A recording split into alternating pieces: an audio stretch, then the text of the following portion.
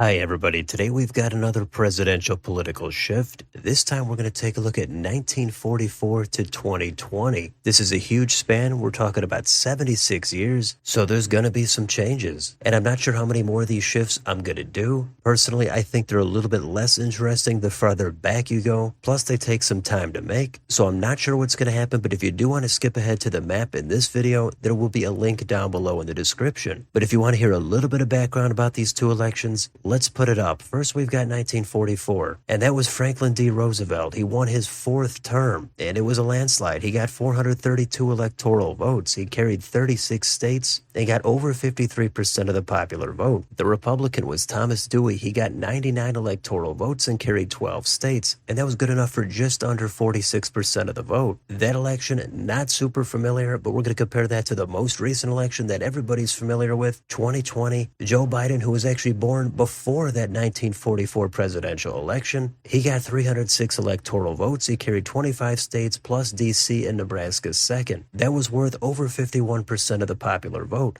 Donald Trump got 232 electoral votes, also carried 25 states plus Maine's second, and he got just shy of 47% of the popular vote. So 2020, a closer election, both in the popular vote and the electoral college. So let's get back on the sheet. I know it's not the most exciting thing to look at, but we've got the states in the first column. Then the 44 FDR vote. Then we've got the 44 Dewey vote. Then we jump ahead to the 2020 Biden vote, the 2020 Trump vote. The next column are the Democratic shifts between those two elections, followed by the Republican shifts. And the last column is the net change between the two parties between the two elections. And I've got some shading. The darkest colors are 10 or more point shifts. The lightest colors are under 5-point shifts. So we're going to get started in Alabama. And one quick side note, going back that far to 1944, in the southern states, there was disenfranchisement. So some of these totals are going to be skewed for the Democrats. But all I can do is take the data. And in 1944, Roosevelt got 81.3% of the vote. Thomas Dewey got 18.2. Jump ahead 76 years. Joe Biden got 36.6.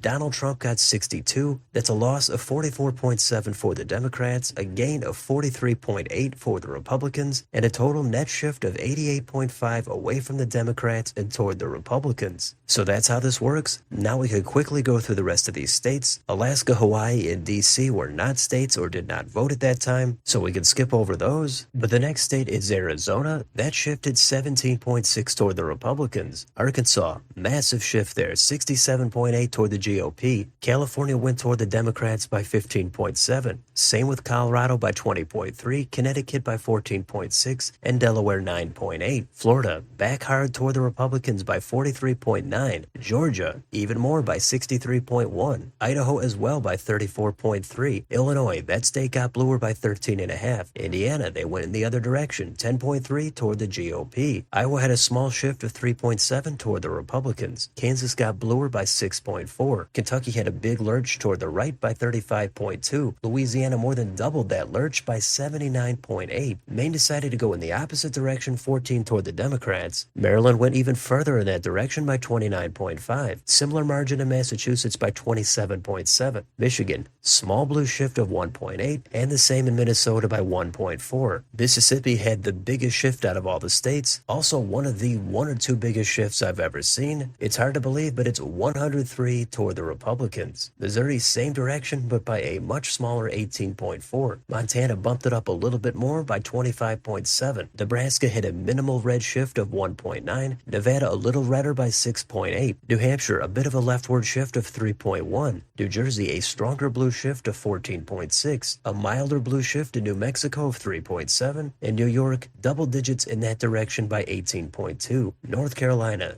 big move toward the right by 34.7. North Dakota did the same thing by an even 25. Ohio a more modest red shift of 7.7. And Oklahoma 45.5 toward the GOP. Oregon went back toward the Democrats by 11.2. Pennsylvania had a mild GOP shift of 1.5. Rhode Island went in the opposite direction by 3.5. South Carolina, another one of those southern states that had a gigantic shift toward the GOP of 94.8. South Dakota, on the other hand, did about 10% of that, 9.6 toward the Republicans. We've got more big red shifts. Tennessee, 44.5. Texas, 60.4. Utah, 41.4. And then we've got Vermont. That used to be a reliably red state, but it had the biggest shift toward the Democrats Democrats of 49.6. The next state is Virginia. That went 14.9 toward the Republicans. Washington 4.6 toward the Democrats. West Virginia made a big move toward the right by 48.7. Wisconsin 2.5 toward the Democrats. And the last state is Wyoming, 40.9 toward the Republicans. And there's your national shift, and even 3% away from the Democrats and toward the Republicans. So those are all the states and all the shifts. And like always, it's no fun to just look at these numbers. You want to see how it looks on a map? Let's take a look at that. So here it is. And this time we've got the same shading. 10 or more points are the darkest colors. The lightest colors are under 5-point shifts. And what are the takeaways from these shifts? Well, this map does not look extremely different from the normal map we would expect today. The blue West Coast, the blue Northeast, and the red South, that's not too far off from the 2020 map. There's exceptions, of course. Kansas is blue, Pennsylvania and Virginia are red, but it's kind of neat to see so many years go by, and the shifts between these two elections end up looking like something we could recognize. Now, a lot of these shifts were extreme, way over 10, 20, or 30 points. Almost all of those are toward the Republicans, but there are some exceptions. Washington and Rhode Island, those are blue states, but they really didn't get a whole lot bluer over all these years. There's some other ones you could point out, maybe New Mexico, maybe Iowa, but when you're going to start with 1944, that's where you really have to go into the history books to see what the key issues were at the time. That was the era still in World War II, the New Deal was happening, and Roosevelt pulls out a 4th win for president. He would end up dying in office the following year, but in that election, Thomas Dewey could not even win his home state of New York, and he was even the governor of that state. So that tells you about Roosevelt's popularity. 2020 was a nail-biter in the Electoral College across a small handful of states, but you never know which way the states are going to shift next. It's real easy to predict everything in hindsight, but there's probably a bunch of other takeaways you could find in certain states, even in certain counties. We know the South had some issues, but 1944 was a completely different era. There's a lot of different motivations as to how people voted in different parts of the country, and every election has their own oddities and their own issues, but I'm going to leave it there for now. These are the shifts from 1944 to 2020, but let me know in the comments, what do you think about any of the shifts in any of these states? Was there any beating Roosevelt in 1944? Which states do you think have the most fascinating shifts? Let me know down below. On your way out, don't forget to like, share, and subscribe. Join if you'd like to support the channel. Hit the bell for notifications. Thank you for watching, and I'll see you on the next video.